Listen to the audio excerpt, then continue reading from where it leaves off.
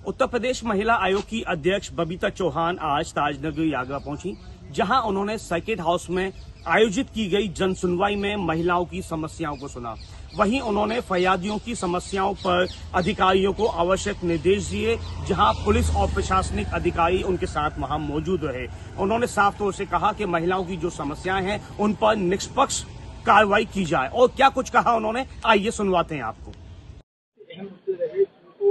आपको भी लगा कि देखिए, ऐसे मुद्दे तो मेरे लिए तो सभी खास हैं, क्योंकि सभी जो परेशान होते हैं वही मेरे पास आते हैं। जो सारी जगह से धक्के खा गए होते हैं वो मेरे पास आते हैं, और मेरा भी यह रिकॉर्ड है कि मेरे पास जो आता है उसको राहत जरूर मिलती है।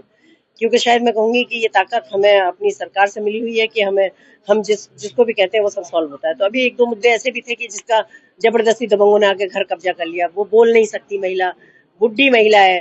तो ये जो गंदी मानसिकता के लोग आते हैं ना, जो अपना शिकार बनाते हैं ऐसे लोगों को, बड़ी गलत बात है। लेकिन अब उसके लिए कह दिया तो उसका शायद शाम तक प्लॉट भी खा लिया जाएगा।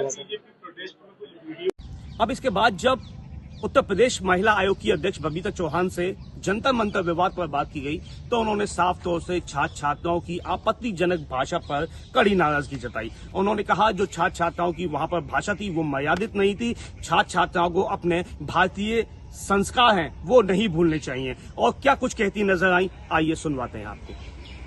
देखिए, मैं आपको बताना चाहूंगी कि जितनी अभद्रता का प्रयोग वहां हुआ, इसकी कल्पना भी नहीं की जा सकती है। इतने छोटे बच्चे और इतनी गंदी भाषा का प्रयोग कर सकते हैं, क्योंकि ये मैं फिर कहती हूँ कि ये बच्चों के हमारे भारत के संस्कार नहीं है, ये हमारी संस्कृति नहीं है। ये हमारे घरों में कोई माँ बाप नहीं कह सकते बच्चों से। अब ये बच्चों को किसने ये पीछे से अप्रोच किया कि भाई तुम ऐसे जाके प्रधानमंत्री जी को बोलो, और उनको, क्योंकि जब वो उस चीज से बाहर निकले तब उनको ये समझ आया, जब उन पर कार्रवाई की बात आई। लेकिन मैं माननीय प्रधानमंत्री जी का बहुत आभार व्यक्त करना चाहती हूँ और उनके बड़े दिल की बहुत प्रशंसा करती हूँ कि उनका इतना बड़ा दिल रखते हुए सारे बच्चों को माफ किया, क्योंकि उन बच्चों का कैरियर अभी शुरू हुआ है। शुरू होने से पहले खत्म हो सकता है अगर माननीय प्रधानमंत्री जी चाहे, लेकिन उन्होंने कहा कि बच्चों को और मौका देना चाहिए, क्योंकि बच्चे गलती करते हैं।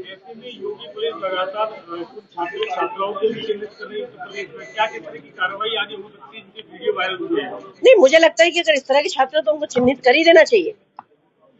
अरे छात्रों को चिन्हित करना नहीं है, ये देश के भविष्य को सुधारने की राह फैलाने का है।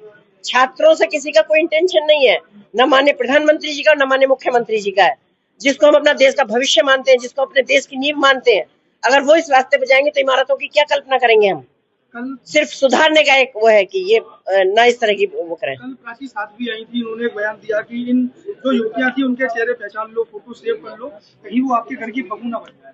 इस बयान को किस तरह से देखिए, वो उनका सोचने का तरीका होगा, पर मैं तो प्रधानमंत्री जी से सहमत हूँ कि उन्होंने सोचा कि किस वजह से उन्होंने इतनी गंदी भाषा का प्रयोग किया, क्योंकि मुझे लगता है कि ऐसी भाषा कोई कैसे बोल सकता है।